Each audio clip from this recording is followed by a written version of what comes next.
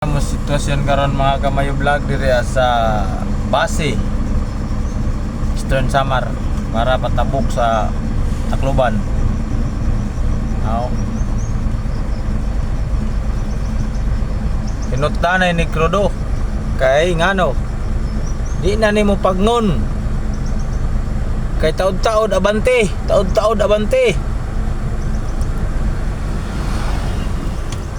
Unong na pod. Sitwasyon na mo, oh.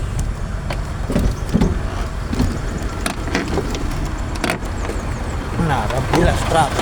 Ito, rampila sa truck, mga kamayo. Oh, nagsunod sa ako, oh. Akong helper to sa boss, nabilin, kay nagluto. Nagsudan ta na, pamahaw na mo. Oo. Paingon ni dito, 9 kilometers pa ni.